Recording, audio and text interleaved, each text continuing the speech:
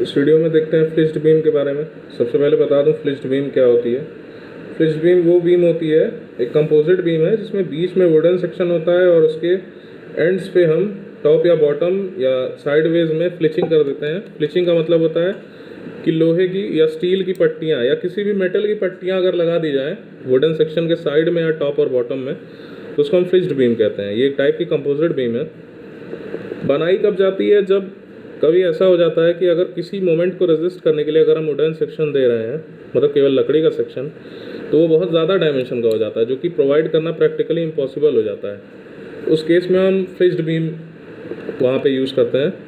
तो क्या होता है, जो एक्सट्रीम टेंशन और कंप्रेशन स्ट्रेसेस आते हैं, जो बेंडिंग स्ट्रेसेस हैं एक्सट्रीम टेंशन और कंप्रेशन वाले, उनको हमारा स्टील बियर कर लेता है ना। चूँकि स्टील स्ट्रॉन्ग है तो हम उसको बियर करने के लिए लगा देते हैं और बीच में वुड का हम सेक्शन दे देते हैं। तो वो बेसिकली फिलर मटेरियल का काम करता है इसमें। तो ज़्यादातर जो स्ट्रेस है वो हमारा स्टील ही ले लेता है, वुड केवल एक फिलर मटेरियल का ही काम करता है। चूँकि आप देखेंगे कि एम की वैल्यू अगर देखें आप तो 10 से 20 के बीच में होती है, तो समझिए 10 से 20 गुना ज़्यादा स्ट्रेसेस कौन ले पा रहा है, स्टील ले पाता है, वुड कम ही ले पाता है। ठीक है, तो दो तरह से फ्लिचिंग करते हैं, एक टॉप और बॉटम और साइड वेज करते हैं। जनरली हम टॉप और बॉटम को प्रेफरेंस देते हैं क्योंकि टॉप और बॉटम में की हुई फ्लिचिंग साइड वेज फ्लिचिंग से 3 से 5 गुना ज़्यादा स्ट्रॉन्ग होती है।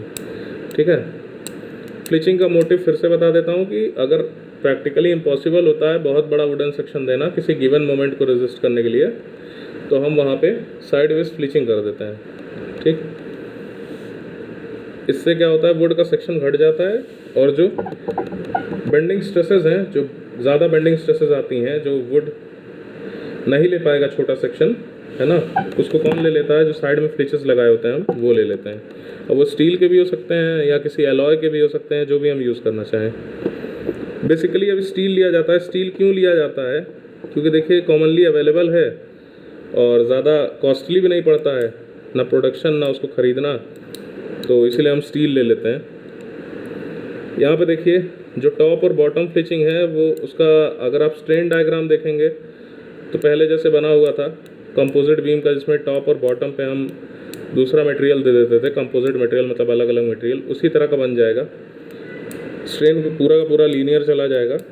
यहाँ पे देखिए स्ट्रेस का उसी तरह बन रहा है जैसे पहले बन रहा था, है ना। टॉप और बॉटम तो एक तरह से हम लोग देख ही चुके हैं, स्ट्रेस और स्ट्रेन डायग्राम दोनों देख चुके हैं। अब देखिए इसमें स्ट्रेन कंपैटिबिलिटी इक्वेशन लगा देते हैं। आपको मैंने बताया था स्ट्रेन कंपैटिबिलिटी इक्वेशन कब लगाते हैं, क्योंकि एक कंडीशन बनी होती है कि जहाँ पे भी जॉइंट होता है तो जॉइंट पे अगर फर्मली फिक्स्ड है बीम, अगर फर्मली फिक्स्ड है एक दूसरे से, या कंपोजिट जो मटेरियल्स हैं या कंपोजिट बीम्स हैं फर्मली फिक्स्ड हैं, तो स्ट्रेन एक बराबर आएगा जॉइंट पे। तो यहाँ पे भी हम वही इक्वेशन लगा देते हैं। स्ट्रेन कंपैटिबिलिटी कंडीशन है तो ES is equal to EW लिख सकते हैं, मतलब strain in steel is equal to strain in wood. तो यहाँ से हम लिख देंगे sigma S upon ES is equal to sigma W upon EW, जो कि फिर हमें दे देगा sigma S is equal to M sigma W, और M की वैल्यू हो जाएगी ES अपॉन EW। ठीक है, रीअरेंज करके हम यहाँ से निकाल लेंगे। देखते हैं इसके बाद क्या होता है। देखिए एज्यूम कर लेते हैं कि परमिसिबल स्ट्रेस जो वुड में है सिग्मा W है। ठीक है, तो MR इज इक्वल टू मतलब moment of resistance is equal to moment of resistance of steel plus moment of resistance of wood. ठीक है, अब यहाँ पे देखते हैं कि moment of resistance of wood क्या होगा, सिग्मा W इंटू Z हो जाएगा। सिग्मा W इंटू Z, अब यहाँ सिग्मा W ले रहे हैं और परमिसिबल स्ट्रेस पहले से ही डिफाइंड है सिग्मा W, तो सिग्मा W इंटू Z। और यहाँ से देखिए जो सेक्शन हमारा B क्रॉस D का है, वुडन सेक्शन जो है B क्रॉस D का, तो उसका Z जो हो जाएगा section modulus BD square by 6 हो जाएगा। I अपॉन Y करके निकाल लीजिएगा, यही वैल्यू आएगी BD स्क्वायर बाई 6। फिर देखते हैं स्टील सेक्शन जो हमारा है उसका हमने कैसे निकाला है। देखिए अब स्टील सेक्शन की जो साइज़ है वो B cross D plus 2T की है। D डेप्थ है ही और T नीचे थिकनेस है हमारे फ्लिच की और T ऊपर है, तो इसलिए total depth D plus 2T हो गई, तो B into D plus 2T ये हमारा स्टील सेक्शन बन गया, है ना। और ये पहले तो ये पूरा ले लिया है वुड इंक्लोज करके। ठीक है, अब इसमें से हम B इंटू डी वाला सेक्शन का घटा देंगे मोमेंट ऑफ रेजिस्टेंस। मतलब ठीक मोमेंट ऑफ इनर्शिया वाला काम किया है, एक बड़े से रेक्टेंगल को मान के उसमें से फिर ब्लैंक्स का एरिया घटा दे रहे हैं, ठीक है। उसी तरह यहाँ किया है, पहले बड़े से सेक्शन का निकाल ले रहे हैं और उसमें से जो हॉलो सेक्शन है उसका मोमेंट ऑफ रेजिस्टेंस जो भी होता है, नहीं जो भी होता उसको घटा दे रहे हैं, तो हमें केवल जो डिज़ायर्ड सेक्शन है वहाँ का मोमेंट ऑफ रेजिस्टेंस मिल जाएगा। तो यहाँ पे देखिए सिग्मा एस मैक्स लिया है। अब सिग्मा एस मैक्स क्यों लिया है? क्योंकि ये देखिए हम एकदम बॉर्डर्स पे निकाल रहे हैं, एकदम एक्सट्रीम पे आ गए हैं। B into D plus two T मतलब एकदम एक्सट्रीम्स पे जा रहे हैं, इसलिए सिग्मा एस की वैल्यू मैक्सिमम लिया है हमने।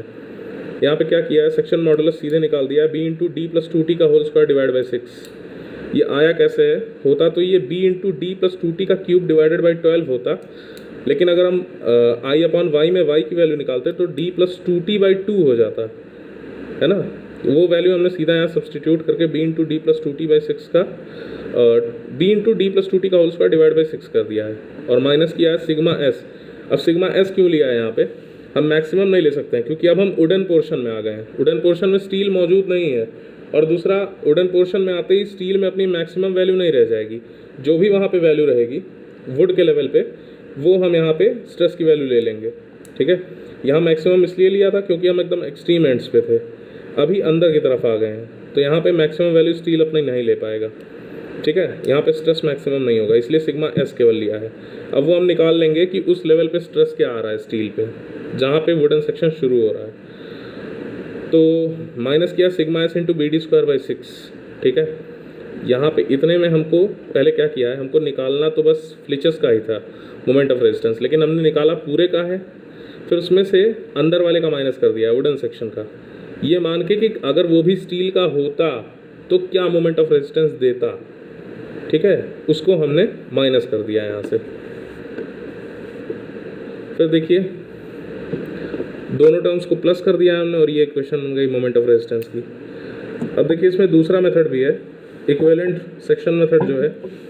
सेक्शन तो इक्विवेलेंट कन्वर्ट करना आपको अब आ ही गया है, वहाँ से एम आर अब निकालेंगे इन टर्म्स ऑफ वुड। अगर निकालेंगे क्या किया है देखिए, sigma W maximum into Z, ठीक है। अब चूंकि आप अगर आप वुडन सेक्शन लेते हैं तो वुडन सेक्शन के लिए sigma W maximum into Z करेंगे। अब जेड की वैल्यू कैसे निकालेंगे आप, एम बी मतलब ये बड़ा वाला, देखिए इसको बी है और ये डी है, ठीक है, मान लीजिए। तो एम बी मतलब ये बी हो गया into D plus two T, depth तो वही है डी प्लस टू टी, इसका होल स्क्वायर डिवाइड बाई 6 कर देंगे, सीधा आई अपन वाई वाला कॉन्सेप्ट लगा हुआ है। तो इस बड़े वाले का निकल आया सेक्शन मॉडुलस, ठीक है, एक बड़ा सा इमेजिनरी रेक्टेंगल जो हमने माना है उसका निकल आया, और माइनस इन दो ब्लैंक स्पेसेस का माइनस कर देंगे तो इस आई सेक्शन का आ जाएगा। तो ये जो ब्लैंक स्पेस बच रहे हैं उनका यहाँ पे सेक्शन मॉडुलस दे दिया है। तो ये बड़े वाले में से, मतलब इस बड़े वाले में से इन दो छोटे वालों को घटा के ये निकाल दिया हमने, ठीक है। और फिर M R in terms of steel देख लेते हैं। स्टील का करेंगे तो ये देखिए, अब इस केस में क्या हुआ था, हमने फ्लेंज को चौड़ा कर दिया था एम इंटू बी करके। अब यहाँ पे हम इसको पतला कर देंगे वुड वाले सेक्शन को, मतलब इसका जो वेब है वेब पतला हो जाएगा, इसकी वैल्यू हो जाएगी बी बाई एम। फिर से यहाँ पे देख लीजिए M R in terms of steel, तो सिग्मा एस मैक्स लेंगे क्योंकि पूरा हमने स्टील सेक्शन ही अज्यूम कर रखा है। Sigma S max into Z, तो सिग्मा एस मैक्स हो गया, ब्रैकेट में B into D plus two T का होल स्क्वायर, है ना, देखा B into D plus two T का होल स्क्वायर। फिर से ये बड़ा सा जो हमने रेक्टेंगल ले लिया है, अब इन दो ब्लैंक्स का माइनस कर देंगे हम सेक्शन मॉडुलस। उसके लिए क्या किया है, b minus B by M into D square divide by 6। एक बार आप लोग खुद से करके देखिएगा, आपको समझ में आ जाएगा, ठीक है, कैसे किया है। इसको निकालने के लिए क्या किया है, b में से ये बीच वाला घटा दिया है, ठीक है। वैसे तो ये दो पार्ट में निकलता है अलग अलग, आप लोग अलग अलग ही निकालिएगा और गुणा 2 कर दीजिएगा। यहाँ हमने सीधे निकाल दिया है।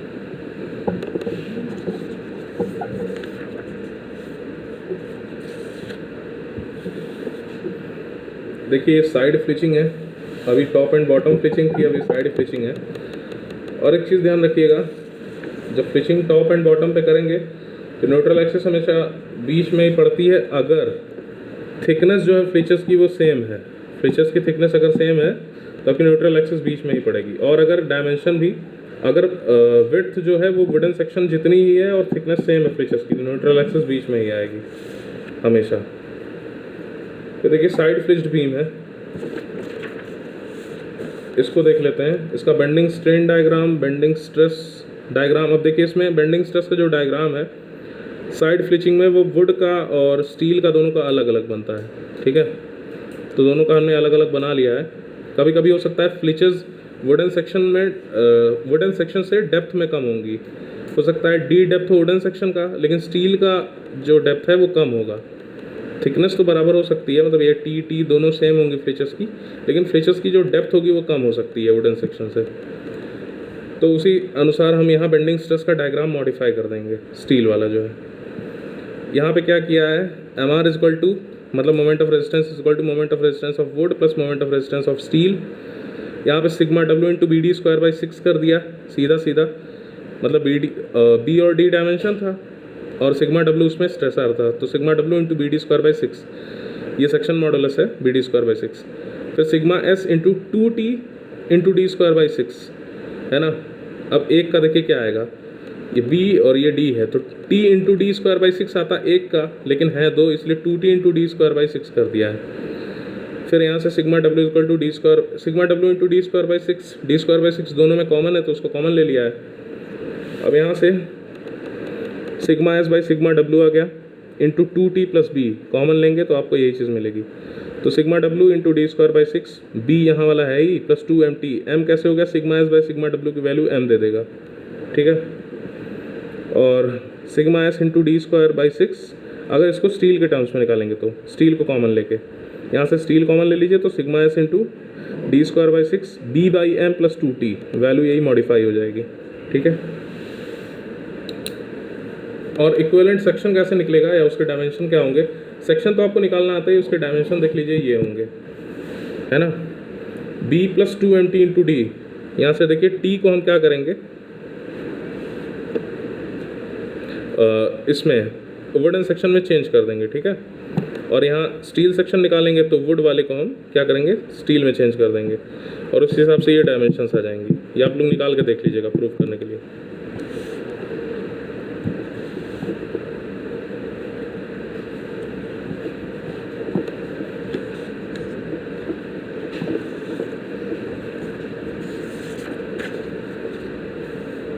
आइए एक सवाल देख लेते हैं। A timber beam 150 mm wide and 200 mm deep is to be reinforced by bolting on 2 flitches each of 150 गुणा 12.5 mm in section. Find moment of resistance when a flitches are attached symmetrically at top and bottom. तो ये आप लोग खुद से कर सकते हैं, इसलिए मैंने दे दिया solve yourself. Flitches are attached at sides, है ना। ये साइड्स वाला अभी आपको नहीं पता इसलिए इसको मैं करवा रहा हूँ। Allowable stress in timber is 6 Newton per mm square, और दिया हुआ है ES is equal to 20 EW, मतलब यंग्स मॉडुलस ऑफ स्टील 20 गुना है यंग्स मॉडुलस ऑफ वुड का।